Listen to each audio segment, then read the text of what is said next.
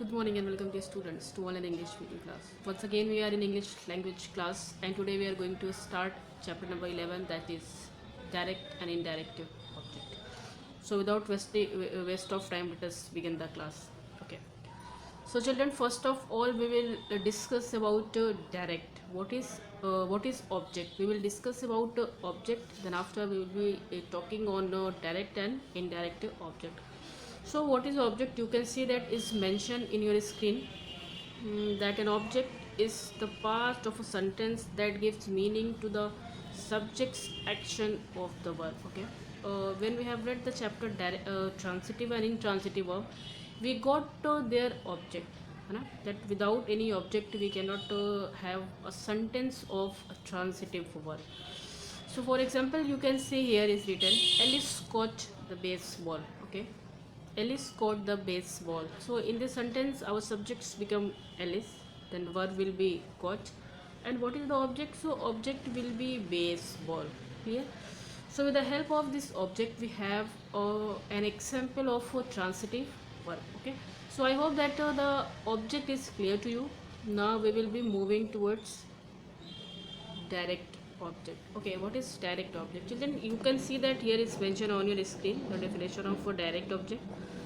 A direct object is a noun, pronoun, or a group of words that tell us who or what receive receives the action of the verb. Okay, so direct object can be a noun or pronoun or group of words that tells us that who or whom receives the action. Once again, the direct object always answers the question whom and what after a transitive verb. Okay, as I told you that the transitive verb, the subject is performing the action that is a direct object receives, and in intransitive verb the action is not passed to a receiver of the action. Okay, so I hope direct object is clear to you. It's an object that can be a noun or pronoun or group of words that tells us who or what receives the action. Okay, let us understand with the help of example. So student, you can see is written on your screen. The direct object answer the question whom or what. In the sentence above, you could determine the baseball is a direct object by asking the question what did catch. She caught the baseball. Okay, so what did she catch? So she caught a baseball, so answer will come the baseball. So baseball is the direct object. So we can clearly say that the direct object will always answer the question whom or what. Okay, now let's move further. Okay, indirect object. Now we are going to have indirect object. So children, what is indirect object? An indirect object is a noun or pronoun that indicates to whom or for whom the action of the verb in a sentence is performed. Okay, it's very clear. Uh, just wait. Okay, let me show you the page where we were. Okay. So an indirect object is a noun or pronoun that indicates to whom or for whom the action of the verb in a sentence is performed. Okay, it's very clear. With the verb that can be followed by two objects. Okay, you can you know that I have explained in the transitive and intransitive verb that the any verb can be followed by two objects. The indirect object typically comes immediately after the verb and before the direct object. Okay, so an indirect object answered the question to whom or for what.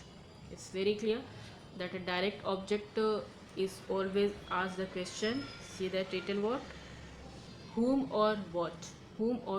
An indirect object always asks the question. I will mark here to whom or for what. See example, Arjun pitched the Alice the baseball. Okay, so here Arjun, then after pitched, then after Alice and the baseball. Okay, so Arjun become subject. Here is given. I will mark here. You can see that.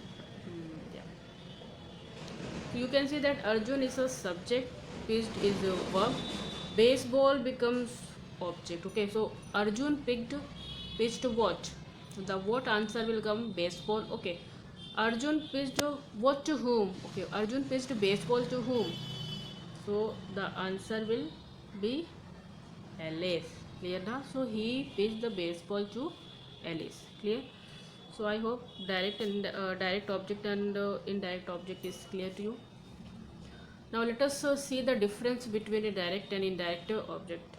So here is written that a direct object, a noun or pronoun that is receiving the action. An indirect object can be noun and pronoun that receives the direct object. Okay, here it receives the action, and indirect object receives the direct object. Okay, second says direct object does not depend on the indirect object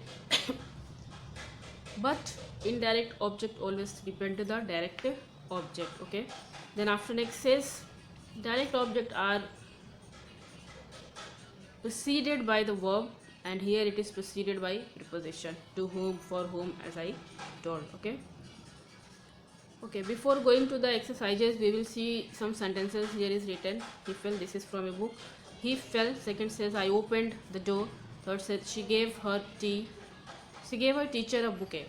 Okay, so each of the three verbs, fall, open and give, denotes an action. Okay, so with the help of this there is a exercise based on your chapter is given in your book.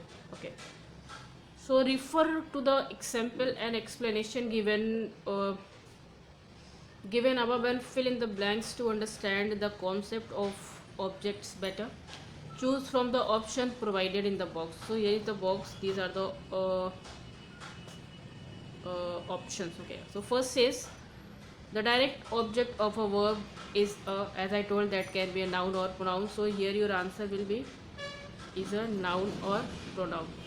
So second says direct objects are directly related to the action of the verb. Yes, as I explained you in the second sentence, the action of opening is directly related to the door. Okay, because here it says, I will see from the book, you can see that it is also mentioned in the upside that he opened the door. So the action is related to opening the door. He opened the what? So the answer will come the door. So that is why the door is the answer. Okay, in the third sentence is what? She gave her teacher a bouquet. Okay, so in the third sentence, the action of giving is related to the bouquet, which is direct object of the verb. So here the bouquet is the next answer. Okay, then we will be going to the fourth one. Indirect objects are the receivers. As I told, that will be the receivers of the action shown by the verb. Okay, then in the third sentence, the teacher, which is of the action shown by the verb, receives the bouquet and acts as the indirect object of the verb. So here the answer will be the teacher. So children, in this way we have finished 5. Okay, there is one more 6 that is left here in my PDF. Okay, I will read from the book. You can see in the book page number 59. So the 6 says the second sentence does not have an indirect object because the action of the verb is completed with the help of direct object alone. Okay, so here I explained point number 6. In PDF I will be giving this point. So in 6 the answer is indirect and the second option will be direct. Okay, so children, we will be moving towards the next exercise. Exercise is be given in your book. You can see that page number 59.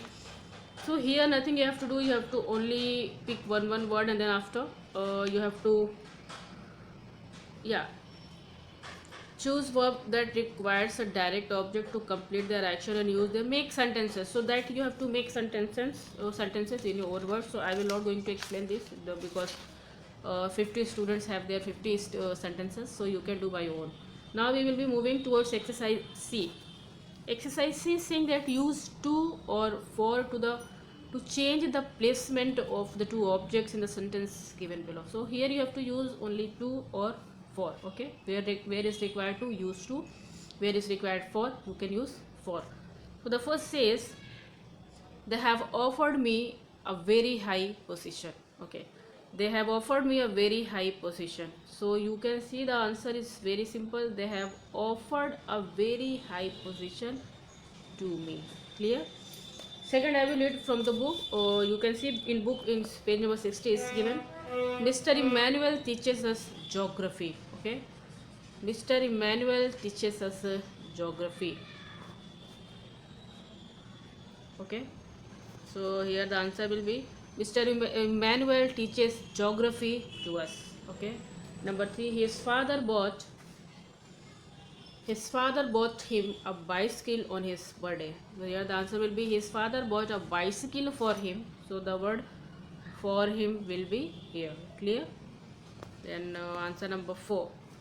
Fourth says she has sent her uncle a telegram. So answer will be she has sent a telegram to her uncle.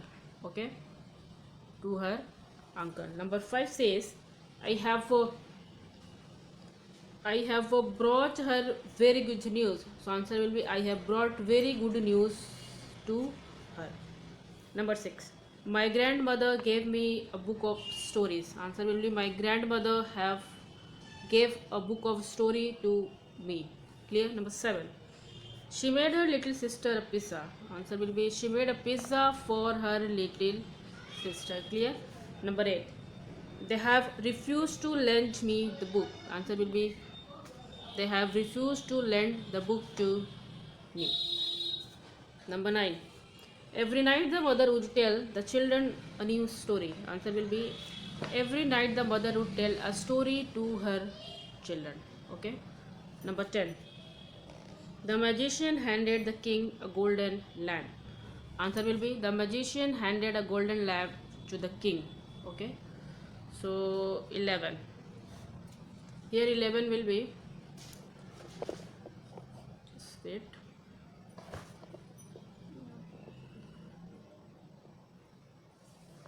Oh yeah, 11 will be we bought Ratna a new dress for the school event. Answer will be we bought a new dress for Ratna for the school event. Number 12. Our business partner will supply us all the raw materials. Answer will be our business partner will supply all the new materials to us. Number 13. Sarita baked her little brother his favorite cake. So Sarita baked her little brother's favorite cake for him. Okay, for him. So in 14 answer will be would you please pass the salad or the salt to me? It is salt, not salad.